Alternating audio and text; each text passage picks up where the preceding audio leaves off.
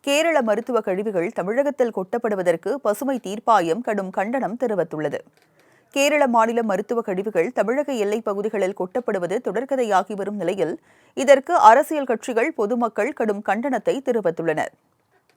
சமீபமாக திருவனந்தபுரம் மண்டல புற்றுநோய் மையத்தில் இருந்து கொண்டுவரப்பட்ட அபாயகரமான மருத்துவ கழிவுகள் நெல்லை மாவட்டம் கோடகநல்லூர், நடுக்கல்லூர் பகுதிகளில் கொட்டப்பட்டதை அடுத்து தமிழக போலீசார் வழக்குப்பதிவு செய்து விசாரணை மேற்கொண்டு வருகின்றனர். இந்நிலையில் சென்னையில் உள்ள தென்மண்டல தேசிய பசுமை தீர்ப்பாயத்தில் கேரள விவகாரம் தொடர்பான வழக்கு ஒன்று நடந்து கொண்டிருந்த போது மருத்துவ கழிவுகள் விவகாரத்தை தமிழ்நாடு அரசு தரப்பில் சுட்டிக்காட்டப்பட்டது.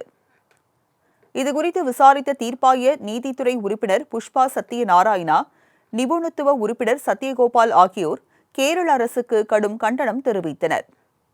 மருத்துவ கழிவுகளை முறைப்படி அகற்றுவதற்கு தேவையான வசதிகளை மேற்கொள்ளாமல் ஏன் மருத்துவமனைகளுக்கு அனுமதி வழங்க வேண்டும் என்றும் கேரள அரசுக்கு கேள்வி எழுப்பினர்.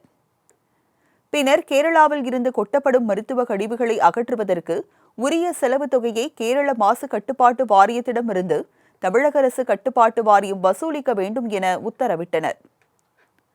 தொடர்ந்து கேரளாவில் மருத்துவ கழிவுகளை அகற்றுவதற்கு என்னென்ன நடைமுறைகள் கடைபிடிக்கப்படுகிறது, அங்குள்ள மருத்துவ கழிவுகளை தமிழகத்தில் கொட்ட வேண்டிய அவசியம் என்ன என்பது குறித்து கேரள அரசு விளக்கம் அளிக்கவும், கேரள மாசு கட்டுப்பாட்டு வாரியத்தின் உயர் அதிகாரிகள் நேரில் ஆஜராகவும் உத்தரவு பிறப்பித்தனர்.